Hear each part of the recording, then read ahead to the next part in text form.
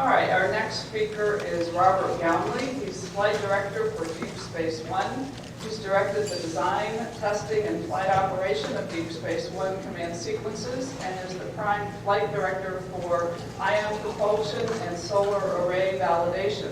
He's also a board member of the National Space Society, and he will be speaking about the Deep Space One aircraft today. Spacecraft. Thank you very much, Carol. May I have my first speaker out? In fact, let me see if I can be a little more mobile with this. Can people hear me all right? I'm here to talk today about what I hope will become the most important space mission you have probably never heard of. It's a mission called Deep Space One, and it is intended to change the way we do space exploration in the future. I work for NASA's Jet Propulsion Laboratory. Our business has been the study and exploration of other bodies in our solar system and to explore the space around us.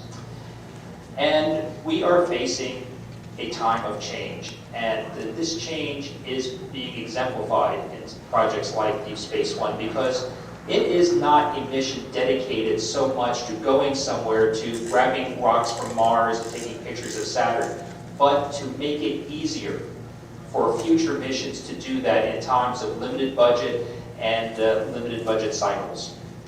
Deep Space One is part of a series of spacecraft, hence the name. It is the first of a set of deep space missions, hence Deep Space One.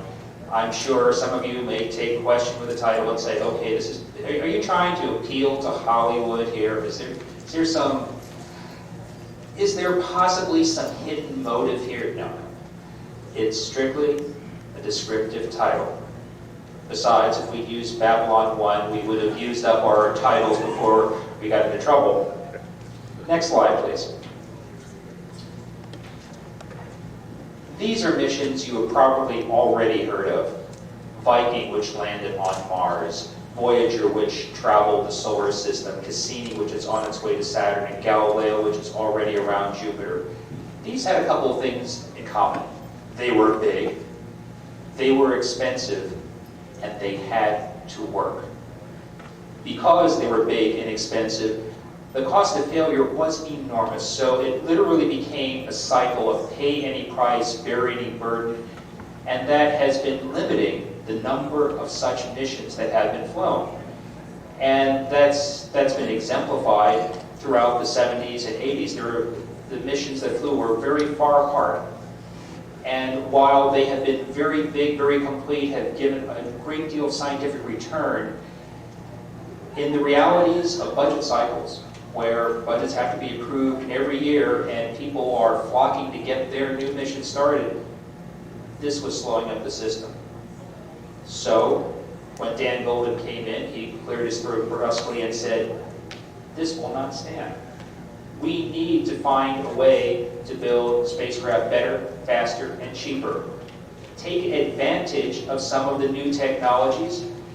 And his dream is to darken the skies with small, fast spacecraft. However, there is a problem, and the problem goes back centuries. Next slide, please. It's even been observed in cave paintings. The caption here is, these Neanderthals are saying, but we just don't have the technology to carry it out. And to a large degree, this exemplifies the difficulty we have from getting from concept to reality. Remember I said earlier that these missions could not fail?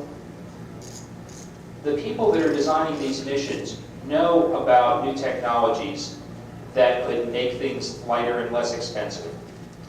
But if they fail because they have never been used in space before, then a whole mission could be lost. Not just all the money expended, but people's careers to gather the scientific data from these missions are often on the line. And careers can be broken by this. So they are getting enormous pressure not to take chances. They'll be happy to use the technology as long as somebody else goes there first. Thus was born the New Millennium program. New Millennium is kind of the umbrella organization that is sponsoring these deep space missions. And their goal is to create special launches where you're actually encouraged to try new things, to pull things out of the laboratory, fly it, test it. If there's a problem, that's okay. We found it out, and we did it without hurting a mission that was depending upon it. And if it works, it's available for the next guy. Next slide, please. So, Deep Space One was chartered to try out new things that will make spacecraft lighter and more efficient. The reason I keep harping on lighter is that it all comes down in the end to what it takes to get it up into space at all. On the left-hand side, you can see the Titan IV. This is the launch vehicle that we needed to launch Cassini. Cassini is a big flagship mission. For what it has to do, it had to be very large, very robust, and that made for a very tall launch cost. To launch a Titan IV cost of the order of $300 million. By comparison, just the launch cost alone for Cassini is twice what it's cost us for Deep Space One, start to finish. On the right-hand side is a Delta II. By making Deep Space One very small, we can launch for about $40 million. And if the future spacecraft are all this class, costs go down enormously. So we are testing out small, low-power electronics. We're trying out a multifunctional structure, which is, in a sense, circuit boards that are integral to the entire spacecraft. Instead of building on circuit boards and putting them in boxes, make the circuit boards the boxes. We're also trying out miniaturized science instruments, since, after all, our business is science. What can we do to make the prime components as small and light as possible? Next slide. There's another cost that doesn't always get recognized, and that's the cost of getting data down to the ground. There is an enormous network called the Deep Space Network that is responsible for tracking all the satellites that are going into deep space and sending the data back to their parent organizations. And they are getting horribly, horribly oversubscribed. There are times when it seems that every mission is in the same part of the sky at the same time, and there are only a certain number of antennas, so we fight over how much time each of them get, and that limits our ability to send commands up and send data back. If we can make spacecraft better able to think and act for themselves, a lot of that infrastructure cost can be spread out to other projects and costs go down. Furthermore, you can make the spacecraft be a little more concise. Instead of telling you everything that's going on, just tell us, are you working or not? This is what's called the beacon mode, where it just says, okay, everything's all right, or everything's not all right, call for more information. And that will lower costs. Next slide. But one of the biggest technologies to be used on Deep Space One is ion propulsion. I am sure that those of you who've been following space over the years have heard about ion propulsion. It was first conceived by Konstantin Tsiolkovsky around the turn of the century. It's been tested in laboratories in the 50s. Some limited Earth orbiting missions were flown in the 60s, but has never been used as a propulsive element to send spacecraft into space, and that is the traditional concept that people have for using ion propulsion. Deep Space One is doing it. Next slide. And this shows it. This is the Deep Space One spacecraft. It was built by Spectrum Astro, a company in Arizona, and the Jet Propulsion Laboratory, assembled and tested and launched last year. It is not very much taller than I am. It's about 7-8 feet tall, with solar panels stretching out about 40 feet. The whole thing weighs about 500 kilograms. That is about half the weight of the propellant alone for the Galileo spacecraft that I worked on for 13 years prior to working on Deep Space One. So this is an enormous shrinkage. And you can see on there some of the technologies we're using. MICUS is our low-mass, high-efficiency camera. We use a Ka-band system for sending data down the spacecraft, seeing if we can get greater efficiency out of that. And down at the bottom is the ion propulsion system. Somewhat noteworthy is this little boom that's stretching out here. The thing that's striking about Deep Space One is we launched in a very small delta, about the smallest they have in their inventory. And even using the smallest launch shroud available, we had to build an arm all the way out to the shroud just to be able to connect the propulsion system to the feed lines that are used to load it. So we had a lot of space rattling around inside that launch shroud, so this is really an example of how much we've compressed things. Next slide. We launched in October of last year. It was the first of a series of JPL missions that launched. We had one going about every month, some to Mars, some to explore a comet. And the Delta performed beautifully, and we were on our way. Next slide. One of the first things we did was to deploy our advanced solar arrays. Now, this is a system called Scarlet. It was built for the Ballistic Defense Initiative, and they were looking for an opportunity to try it out on some spacecraft. Deep Space One came along and said, gee, we need some solar panels. Perhaps we could work something out. And we did. What's notable about Scarlet is that instead of using just flat panels that are kept to the sun and allowed to gather energy, they use solar concentrators that magnify the sun's energy about 7 times. And the collector area only has to be tiny strips of gallium arsenide that can be designed to be as efficient as possible by utilizing multiple spectra at their peak efficiencies. The concentrator arrays let us operate at efficiency about 22%, which is about as good as solar arrays can be. And for our purposes, gives us 2,500 watts of power in order to fire the ion engines. Next slide. And this shows a cross-section of our ion thruster. In a sense, it's like a color picture tube without the screen. It's designed to take xenon, an inert gas, we have about 81 kilograms of it on board, and trickle it out. I'm talking about micrograms of material, and into a chamber where it is ionized, electrically stimulated, and fired out the back at speeds of about 30 kilometers a second. This produces a microscopic amount of thrust. At its highest, it only imparts about 90 millinewtons of force. That's basically a puff of air, but you can apply that force over long periods of time. And this allows the ion engines to be extremely efficient, about 10 times more efficient than chemical energy. So with a fuel tank not much larger than this lectern, we're able to do the job of a fuel tank that would pretty much occupy a large chunk of the stage. Next slide, please. Another of the technologies we're trying is autonomous navigation.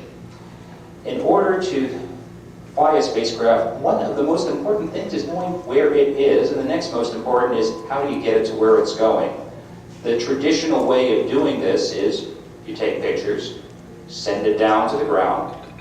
A team of navigators runs their programs and says, okay, the position of this asteroid relative to this star could only be true if it were on this path, and if it's and looking on another, you get another fix, and eventually you home in on where it is, where it's going, and how much you have to impart to it in order to send it on its proper course.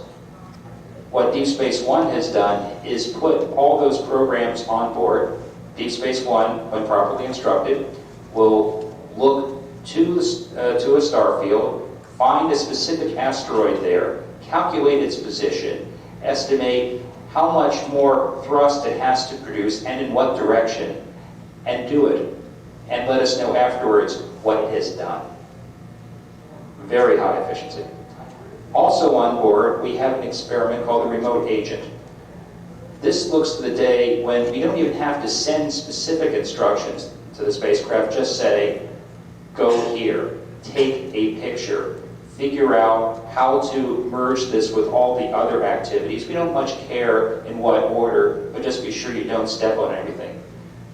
We have tested that technology and learned how to make spacecraft a little better able to think for themselves.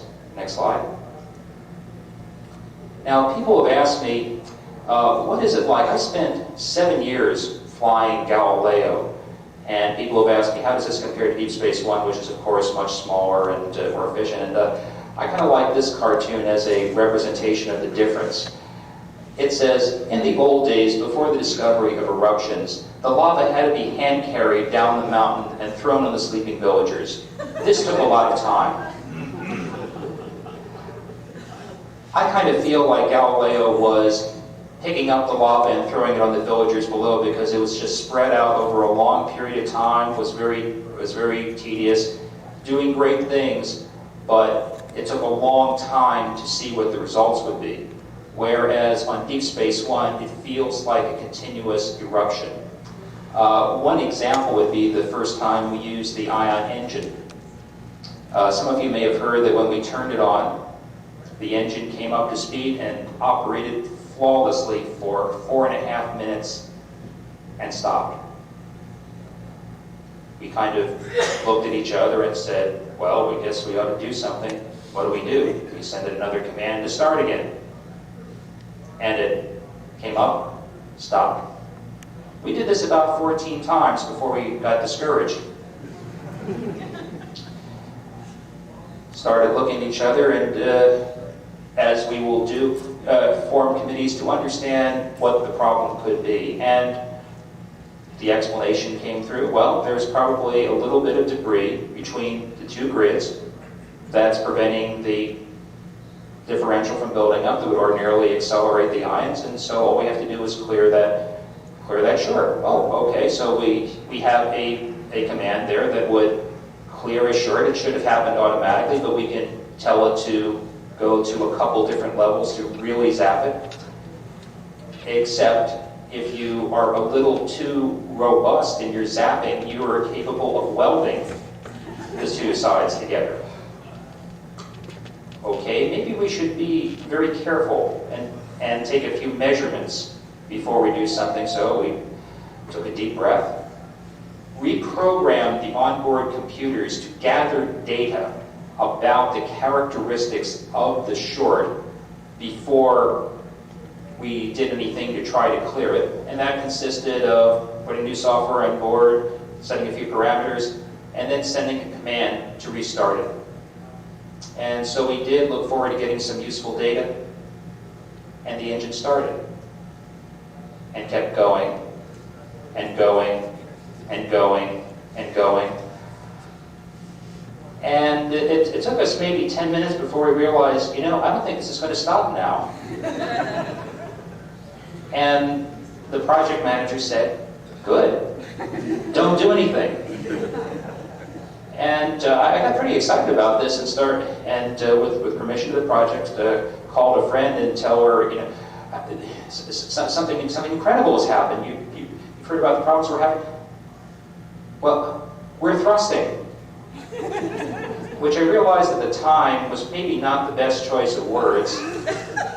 I am certainly glad I didn't include the little proviso, we're thrusting, and the project manager says, don't stop. Next slide. Well, Deep Space One has been flying now since last October. It's thrust for several months continuously and has put us onto a path to encounter an asteroid. These are a few that have been explored by other JPL missions, all of them taken by Galileo. We're going to be flying past a relatively nondescript asteroid called asteroid 1992 KD1. In time, it will have a name, but we are going to be flying by this asteroid a little closer than others. In fact, we're planning to fly by approximately 10 kilometers away. The other missions you've seen here have typically been thousands of kilometers away. In fact, when you flew over here, chances are you flew at a higher altitude than Deep Space One is going to fly by this asteroid. And we hope to get images on the order of a few meters resolution. Next slide.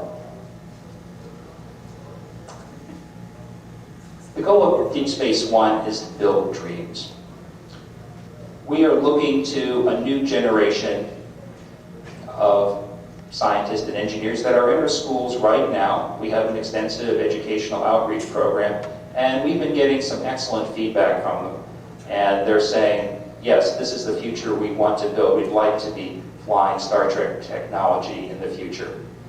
And we've gotten some very encouraging results back. In fact, we've even given a few certificates to some of the more promising students. Next slide, please. I'm looking to keep my eye on him. Last slide, please. So that's the story of Deep Space One. In a nutshell, somebody had to do it. I'll be happy to take a few questions.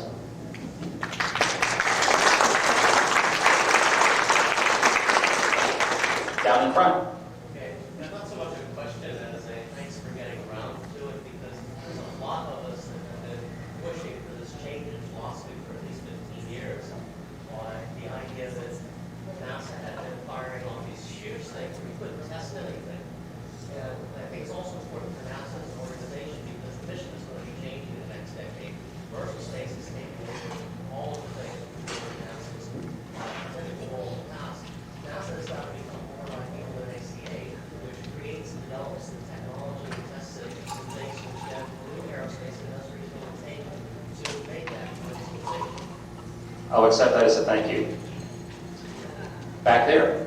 Yes, sir. Maybe two questions. Number one, what did it finally turn out to be the cause of the ion engine not working properly that first few times? Okay, the question was, what was the cause of the ion engine not working? Our best expectation is that there was a small particle of debris, perhaps a little bit of metal that occurred when we separated from the upper stage and the spacecraft. We will probably never know. The one clue that we have is that it wasn't working when we tried it on one day, and in between we turned the spacecraft to and from the sun several times, and that probably caused a little thermal cycling of the grid that may have just pulled apart the short before we had to do anything. So we may have it may have been just a little bit of wire that broke. But unless we can examine the patient, we will never know for sure. That also gave me the idea for something else, maybe on future spacecraft, like both those that go to other planets and also those that stay in Earth's orbit, like observe the weather and that sort of thing. If they had tiny robots the size of insects or spiders that would actually go back there and repair it on orders from the guidance system computer, like what'd you call, you had the auto nav? Autonomous navigation. And then what was the other thing, what you said? Remote agent experiment. Remote agent. Maybe if the remote agent could give orders to this spider-type robot to go fix it, kind of like in the Star Wars movie, Luke Skywalker took R2-D2 with him on the fighter to work on the fighter while he flies. I will say as an aside that I also worked on Galileo, and some of you may remember that back in 1991 we sent commands to open up our high gain antenna, big umbrella, and it stuck. We're convinced that there's nothing that couldn't have been freed with anything requiring more than a quick wrap with a hammer. It's just there wasn't a hammer there. So if in the future we have the means to do that, I'll be an enthusiastic supporter. Over here. Deep Space 2 and 3, are they coming? I kept my slides kind of small. Could somebody grab those slides over there, please? I was concerned about a half-hour talk, so I had to do a little pairing. Deep Space 2 is on its way to the planet Mars right now. It is designed to penetrate the surface of Mars and send probes deep into the surface. When the Mars 98 lander goes to Mars, off on both sides are two 2 microprobes. These will hit the atmosphere. There will be aeroshells, no parachute. It will just penetrate the ground and send data back to the orbiter above. And that's scheduled to land in December of this year. In fact, for those of you who are planning trips around early December, the Planetary Society is holding an event in Pasadena where they'll be providing data link directly to JPL to show you just what was happening, just like they did for Planet Fest 1997. Deep Space 3, which is just underway, it's still pre-launch, but it's going to send a series of spacecraft to fly information and gather data, astronomical data, and use interferometry to get the equivalent of a very large aperture with very small spacecraft. It's their separation that allows you to gather information about precisely where stars are in the sky. However, that requires them to know how far apart the satellite is to fractions of a millimeter. So this is going to be highly precise formation flying. Deep Space 4 is designed to land on a comet. This is also going to use 4 ion engines, basically building upon the Deep Space 1 design, and test out ways we may do cometary missions more successfully. I have to say, however, that the Deep Space name has been retired for at least the future missions, and this engineer's opinion, they have selected a somewhat more descriptive but less romantic name of Space Technology, or ST 4, 5, 6, 7, what have you. One last question. Yeah. Hold on, is Greg Bennett here? Yes. Where are you? Right here. Great, okay, I need to see you. To sign something? Yeah. Well, Greg is signing over here. Two real quick ones. Has anybody already spoken to JPL about adopting technologies to test on Space 1? And is there any plans, or are there any plans to increase the rate of the iterations of these launches? Because using the models, say, of other technology that's been created, computer chip technologies and whatnot, they have very fast iteration turnarounds, so it's been very useful for them to do that. Is there any way that they can increase the iteration rate of this? Okay, the first question was, have people been approaching JPL about using Deep Space One technologies? And the answer is yes. In fact, for years, people have talked about using ion propulsion for their missions. And as soon as Deep Space One announced that they were going to be the first, people started signing up and making that their baseline. Before we even launched, we thought we had to at least fly a little bit before that would happen. Just the expectation that we were going to try it out did that. And the same is true for other technologies that we've tried. Some of the advanced science instruments are being contemplated. For example, the MICAS camera is being considered for a mission to Pluto. The Pepe instrument, which is, I failed to mention, is our very compact particles experiment, is being considered for future missions. So it has had the desired effect. As for increasing the iteration rate, that is very much dependent upon what budgets we have. I cannot ask you to do anything to lobby. That's entirely your own judgment. However, if there is competition for within NASA's budget, I will stop there. One last question. How many hours did the ion thruster actually fire? The ion thruster fired continuously. I don't remember the number of hours, but we operated it continuously in a period from 2 days prior to Thanksgiving until the 6th of January, and then the orbital mechanics made thrusting non-optimal. We picked it up again and operated again for about 6 weeks, so that's well over 1,000 hours. Happy to be here.